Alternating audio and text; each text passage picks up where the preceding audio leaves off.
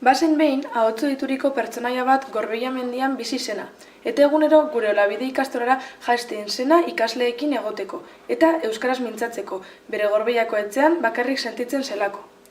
Egun batean, Olabideren duntz zijoanean, zerbait arraroa begiztatu zuen.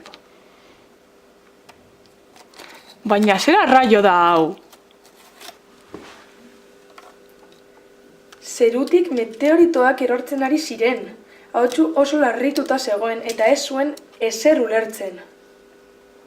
Zergatik meteoritoak erortzen ari dira? Nondik datozen ikertu behar dut.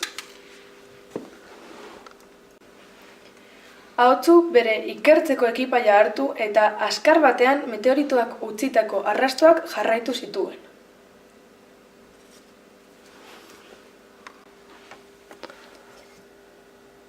Arrastoa jarraitu eta ahotsu kobasulo batera ailegatu zen. Arrastroak hemen bukatzen dira. Nor bizi ote da hemen? Kaixo! Ahotsu oso sarta zenez, kobasulo barruan sartu egin zen. Kobasulo barruan zegoela, argitzu aurkitu zuen. Kaixo argitxo, zertan zabiz? Baldakizu zer gertatu den meteoritoekin? Argitzu urduri erantzun zion. Ez, nik ez dakit ezer. Baina ahotsu ez zen fidatzen eta bere erantzunarekin ez zen konformatu. Momentu horretan ahotsuk kobasuloaren izkina batean kofre distiratsu bat ikusi zuen. Zer arraio da hau? Ahotsu kofrea hartu eta barruan argi magiko bat zegoela ikusi zuen. Zer da hau argitxo? Barkatu ahotsu, baina zu maskota oberena zara eta jeloskor jarri nintzen. Uste nuen zuk baina hobeagoa izateko argi magikoa lapurtu behar nuela. Horrela, ume guztiak lirulatuta geratuko ziren nire argiarekin eta nik maitatuagoa izango nintzateke. Txoratuta zaude! Nori lapurtu diozu? Estralurtarrei, horregatik meteoritoak bota izkigute. Hori gaizki dago argitxo! Bueltatu behar diezu argi magikoa! Bestela, hil egingo gaituzte!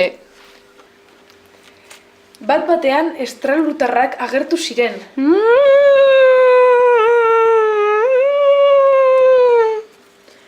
Oso haserre zeuden eta haien argi magikoa bueltan nahi zuten. Emaiguzu gure argia! Argitxo, barkamena eskatu. Barkatu estralurtarrak! Ez nuen egin nahi, baina tori, hemen daukazu ez zuen argia. Asko sentitzen dut.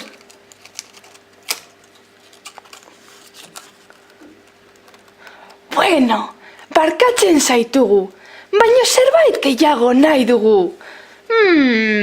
Goze gara, eta entzun dugu, hemengo janaria oso ona dela. Askaldu nahi dugu. Ados, guazen denok nire Gorbeiako etxera, eta zerbait prestatuko dut guztientzat. Eta horrela guztiak lagunak egin ziren.